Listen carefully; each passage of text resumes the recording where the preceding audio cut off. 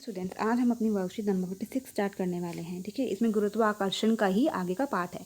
इसमें हम ये पढ़ेंगे जो हमारा गुरुत्वीय स्थिरांक था जी, जिसे हम बड़ा जी कहते हैं, जैसे आप देख सकते हैं, और हमारा जो गुरुत्वीय त्वरण था छोटा जी, इन दोनों में क्या अंतर होता है, क्या ये दोनों का जो मान होता है वो सभी स्थानों पर स्थिर रहता है, तो हम ये पढ़ेंगे। इनका जो है मैं बता देती हूँ आपको पहले ही कि इनका जो हमारा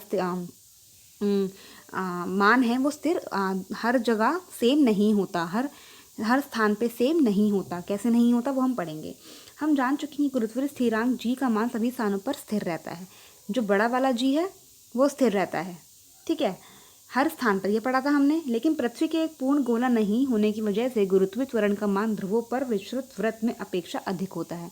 हमने पढ़ा था हमारी पृथ्वी क्या है, ऐसी है, ठीक है। तो जो हमारी की पोल्स हैं, ठीक है, हमारे मतलब ये जो ध्रुवीय हैं और जो विषुववृत्त है, यहाँ हमने कहा था जी जो होता है डिफरेंट होता है, बताया था मैंने आपको, है ना। इसका भी अलग होता है और यहाँ का भी अलग होता है। ध्रुव पे अलग होता है और विषुववृत्त वृत्त पे अलग होता है ना, ठीक है। गुरुत्वीय त्वरण के मान का परिकलन, यदि m पृथ्वी का द्रव्यमान, मतलब कि अगर हम बड़ा m को पृथ्वी का द्रव्यमान ले लें और छोटे m को हम वस्तु का द्रव्यमान ले लें, तो जो दोनों के बीच की दूरी है, तो क्या बोलेंगे उसको, डी से हम उसको डिनोट कर रहे हैं। पृथ्वी और वस्तु के बीच की दूरी हो तो गुरुत्वाकर्षण के सार्वत्रिक नियम से F equal to G M into M में डी स्क्वायर हो जाता है। ये हम पढ़ चुके हैं पहले, ठीक है। अब हम देखते हैं आगे। पृथ्वी के पृष्ठ पर या किसी इसके समीप रखी वस्तु के लिए दूरी डी पृथ्वी की त्रिज्या r के बराबर होगी। ये भी पढ़ा था हमने कि हमारी जो पृथ्वी है, अगर हमारी हमारा कुछ वस्तु रखी है उस पर, या उसकी थोड़ी सी ऊपर वस्तु रखी है, थोड़ी सी ऊपर रखी है, तो हम क्या करते हैं, पृथ्वी की त्रिज्या के बराबर उन दोनों की दूरी ले लेते हैं। पृथ्वी की त्रिज्या के बराबर इन दोनों की दूरी ले लेते हैं, तो हम इसको r से दर्शा देते हैं, ठीक है।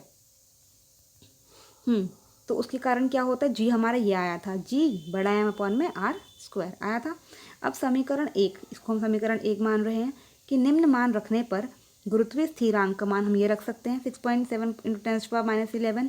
पृथ्वी का द्रव्यमान हम ये रखते हैं, पता है हमें ये होता है पृथ्वी का द्रव्यमान। पृथ्वी की त्रिज्या भी पता है हमको, 6.4 × 10⁻6 होता है। अब हम इस फॉर्मूले में इसको हम लगा देंगे, सारी हम वैल्यूज रख कर हमने जी निकाल लिया, ये हम पहले भी कर चुके हैं, है ना, पूरी बात, ठीक है। अब आपने देखा कि जो हमारा गुरुत्वीय त्वरण है हमारा ये आ गया, ये हम पहले भी पढ़ चुके हैं, है ना, 9.8 आ गया।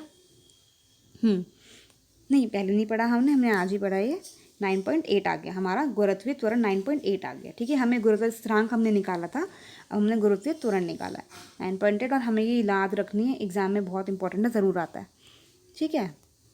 अब हम देखते हैं इन दोनों में अंतर क्या है, ये हम दूसरी वीडियो में देखेंगे बेटा।